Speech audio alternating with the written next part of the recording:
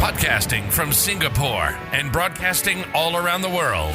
You're listening to the Ignite EdTech Podcast with Craig Kemp, created by an educator for educators and streaming to the world. Now, over to your host, Craig Kemp. Hello and welcome to episode 106 of the Ignite EdTech Podcast. I'm your host, Craig Kemp, and I'm honoured to have you join us. As most of you know, I continue to work with the incredibly talented Mark Quinn to improve the final audio quality of this podcast.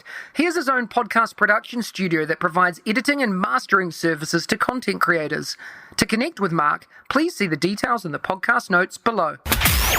Last week, I asked you about what you're working on getting better at or improving at the moment. Thanks for sharing. This week, I wanted to ask about your interest and knowledge in coding and computational thinking.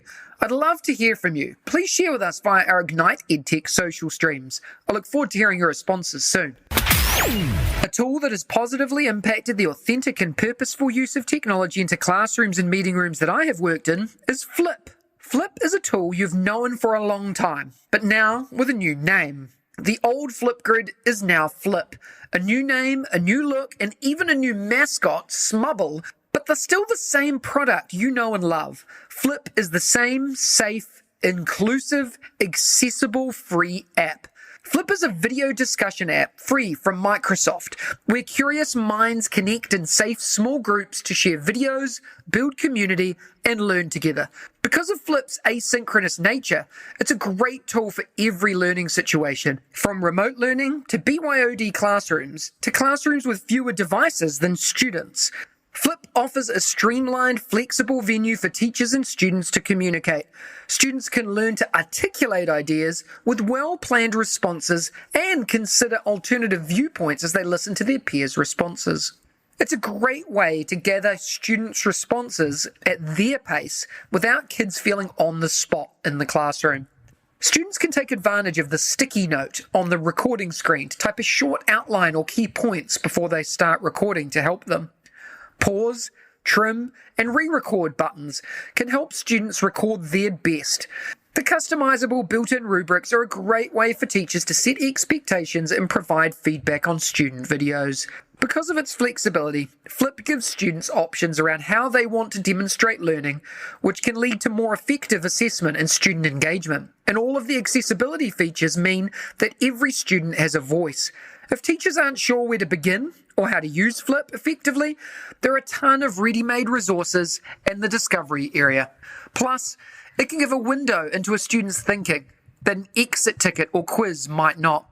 When applied purposefully, Flip is easy to use, extremely useful, and fun. I highly recommend that you take a look at the link in the description below, flip.com.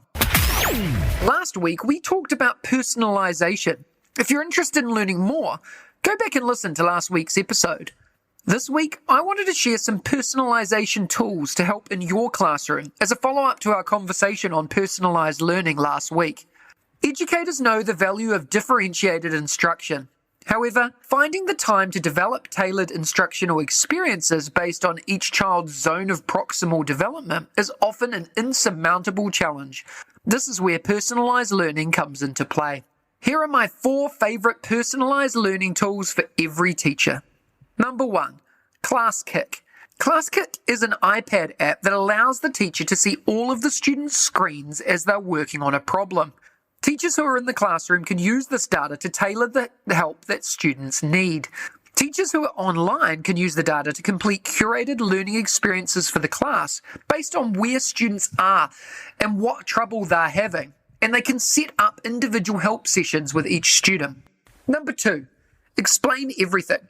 There's a saying that the best way to know if you know something is to explain it to someone else. Explain everything, just that and more. It's an excellent tool for creating and designing presentations, forcing students to articulate their understanding, and collaborating with their peers. Number 3, Newsela. Students have significant variations in their reading ability. We know that.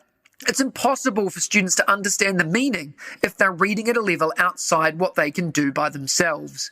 Newsela affords a personalised reading experience with information from reputable sources, such as the History Channel and The Guardian. Analytics are provided to the teacher based on completion and reading comprehension. Number 4, Knewton. Knewton has been around for a while compared to other personalised learning resources. The company uses learning analytics to track past performance and modify future curricular experiences based on that performance.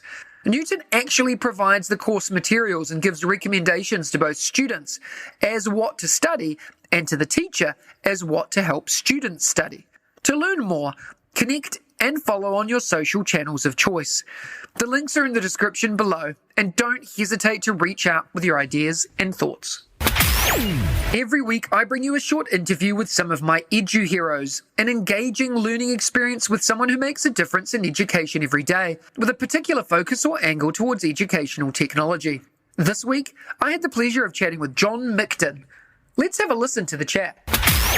Today, I have the honour of speaking with John Mikton, an experienced and influential educator, leader, and podcaster based in Switzerland. John has been a connection of mine for many years, although we've never met face to face. John and I connect regularly.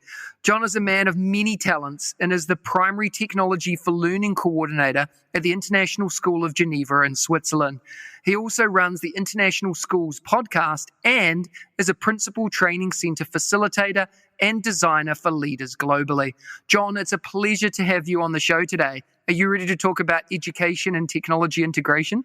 Absolutely, Craig. And it's such a privilege and honor to be on your podcast. I love listening to it. And as a podcaster, it's always good to be able to listen to others. So, yeah, and it's funny how we've known each other for such a long time. And I feel built a really good relationship, but we haven't physically been in the same room.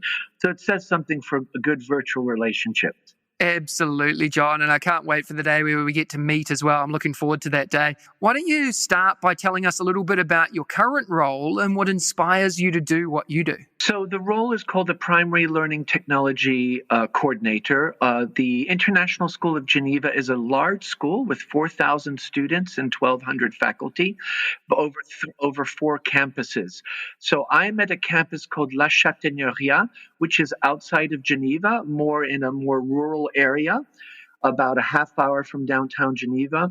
And I'm attached to the primary school, and I have a space called the Creation Station, which is a maker space. And then I juggle between teaching digital fluency, so digital citizenship, device management, and then also engaging on the PYP units on a variety of different activities centered around problem solving, critical thinking using the makerspace philosophy. So I'm new to this role, so kind of making connections with the different teams, sitting in team meetings. We've really started doing the digital citizenship because the kids have Chromebooks and iPads, so that's been the focus using the DQ Institute 8 Digital Intelligences. So that's been really a nice way to connect with the kids.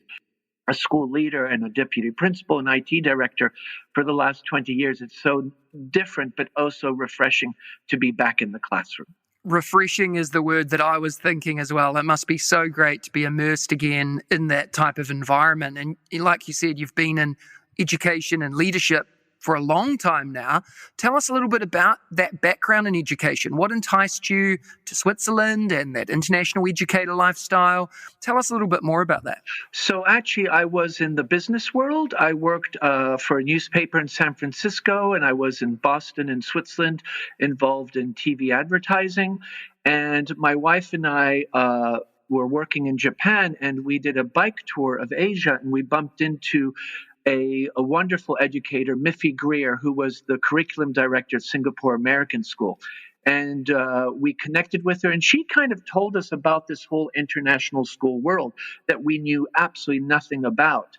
And it really kind of ignited our curiosity. And when we moved back to California after traveling, the state of California was putting in a lot of money to encourage people from the business world to come into education. And I applied to the University of California, Los Angeles, and I applied to primary years, early years, and being a male, that was really something that they were looking for, male profiles to go into more younger year classes. So we did our graduate school there.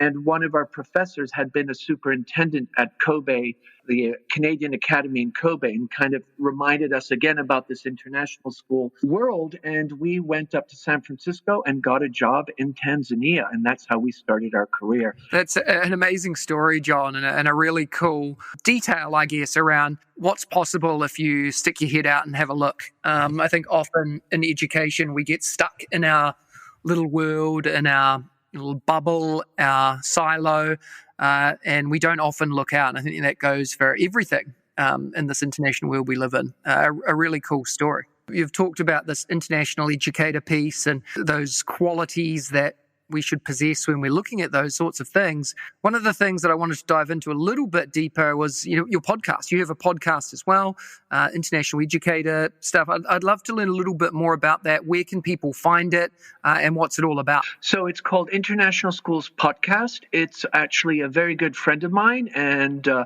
Dan Taylor, who run Apps Events, which is a Google professional provider, and they do a lot of fantastic work around the world supporting schools with Google Apps and education.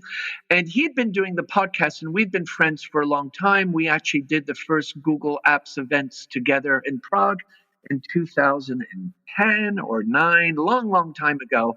And I supported him and done some work with him. And he said, he'd interviewed me a couple times, and he said, why don't you join us? And so I have. It's really conversations. It's basically most of the people that we try to talk to have a story, have done something. We talk a lot about people that are doing big changes either. So I just talked to somebody that was a digital learning coach, and now he's started 3 startups. I was talking to a leader that was one of the first Black female leaders in international schools.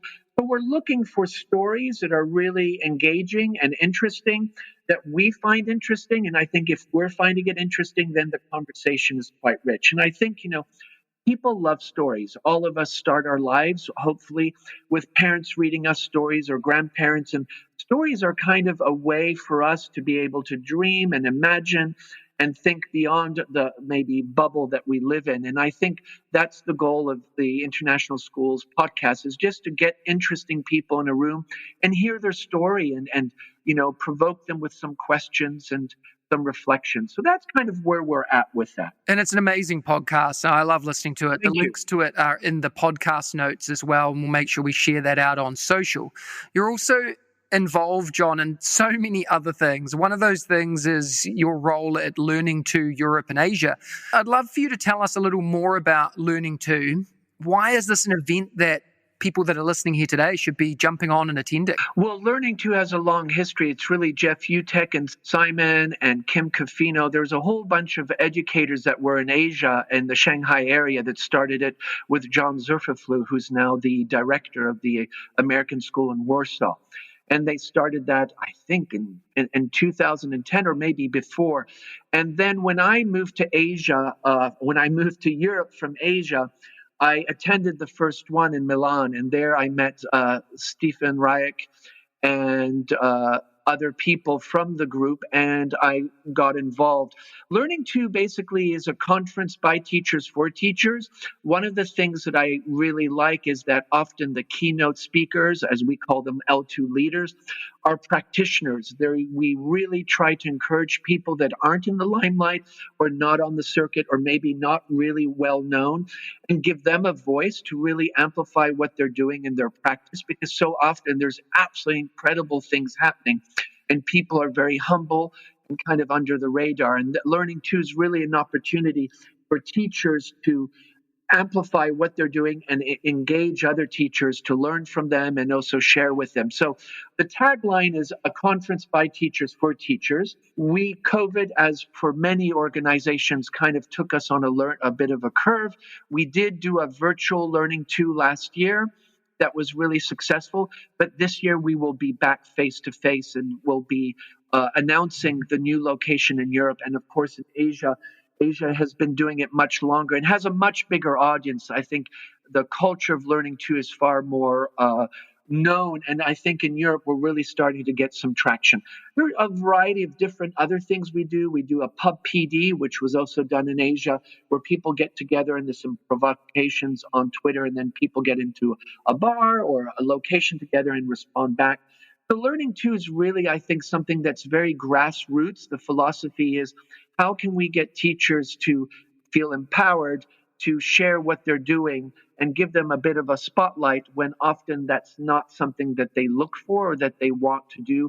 But I think it's so important so often that we make sure we're highlighting this amazing practice in all these classrooms around the world that often don't get the credit. Yeah, great call out. A great event. We'll make sure the links are in the podcast notes for people to follow through and check out too, and we'll share any announcements as they come out. John, let's jump into some quick fire questions. The first thing that comes to your head, and maybe a brief why, what is your favorite EdTech book or resource? Oh, my favorite book. Oh, that's a great question. So I think the book that really changed my thinking is Disrupting Classroom, which is an older book. And it really is about how can you bring about disruption and provocations in a way that people don't feel threatened. Piggybacking on that is The Human Side of School Change by Robert Evans, written 1992, but I've used it with my team recently as 3 years ago. It really is about when you engage with change, you need to know, for some people, it's a process of grieving. It's not the change that really bothers them, it's that they need change. And I think that's what's really challenging. And I think both books, Disrupting Classroom and The Human Side of School Change, really amplify and really highlight how important it is to be very careful and give that space for people to grieve, give that time for people to kind of digest the disruption. And different people digest it at different times, deliberate differently. And it's really about timing and empathy. And those two books really helped me as I had to engage in a lot of change with, adopting new student information systems, whatever it might be, in the context of a role of an IT director. Yeah, fantastic, John. What's your go-to EdTech tool that the listeners should be trying? I'm a big fan of Google Calendar. I know it seems really unsexy or anything, but Google Calendar is amazing because you can basically communicate everything. You can put links, you can put a video link, you can put attachments, you can put reminders. And I find that, so often people email me and they say, oh, we could meet at these times. And I'm thinking, well, if we did this in Google Calendar and shared our calendars, we wouldn't have that email. We would just do it. And that's something that I find is, what can I do to leverage more effective communication and we're not this back and forth email? And so Google Calendar, and if you're in Outlook, it's the same thing. They're really powerful. And you can, add a Meet or a Microsoft Teams. You can add an attachment. You can make it a task. You can set yourself reminders. So I just find it a really powerful tool. And sometimes it's those simple tools that you can really leverage much more than you realize. Yeah, it's a great call out, John. I couldn't agree more. I love the idea of that. I use it a lot, even for my own reminders and tasks to make sure I stay on track of things as well. So yeah, it's something that I think I do now organically without having to think about it. What's, for you, John, one habit or practice that you do every day that helps you enjoy, progress, and succeed in your career? I have a Facebook group, and I like to share at least 3 or 4 times a week. So I read EdSurge, I read Edutopia, Wired Magazine. So I have a lot of different places I like to read, and some people I follow on YouTube. And I just really think it's important to share out to people, it's not about me, but things that I think might be helpful, a point of reference, curate some things, some links and some ideas. So people have something at their fingertips. I just did one about digital literacy and what are some good books, or that's something I really enjoy. It's a way also for me to synthesize the resources I'm looking at and kind of put them together in one idea and then pass that out. I'm a big fan of Adam Grant's book, Give and Take. It's so important to give. And I think, giving is a selfless act. It's not always easy because if you expect something in return, then giving becomes really difficult. But it's about just understanding that we need to share. And I think the community that you have with EduSpark and a lot of work that you've been doing and what people do around the world, the sharing and the generosity is just phenomenal. I just feel so privileged how people share, and I can piggyback on what they're sharing and likewise. So I want, I think this idea of sharing is so important, and giving without expecting anything back are two of the things that I really believe in. And that's kind of how I try to use my week and days is as I learn, I want to make sure everybody else gets to take advantage of the learning that I've done. John, you've shared so many amazing ideas, tools, links, concepts, all sorts. And we'll make sure all the links to that are in the notes here as well. What's the best way for listeners to follow and connect with you? Definitely on LinkedIn and Twitter. That's the best way. And I have a Facebook group, and you're more than welcome to join that. But I'm very active professionally. So my Twitter is a professional environment, and so is my LinkedIn. I don't do anything on Facebook and Instagram professionally, but definitely LinkedIn and at John Mikton on Twitter. We'll make sure those links are in there for all of those and your Facebook group as well, John. Thank you so much for taking time out to chat with us today. Always an inspirational conversation with you. Thanks, John. Thank you, Craig. Such a pleasure and a privilege to be on your podcast. Thank you. Next week, join me for episode 107 of the Ignite EdTech Podcast, when I'm joined by Michael Kasumovich. If you enjoyed today's episode, please follow us and share the podcast with your PLN and colleagues. Please remember to spend a few minutes to rate this podcast too on your podcast channel of choice, so we can reach even more educators and EdTech enthusiasts globally. Remember, you have the chance to win as well. Check out the links in the description for more, and I'll see you again next week. If you liked today's episode, please don't forget to subscribe so you don't miss another episode.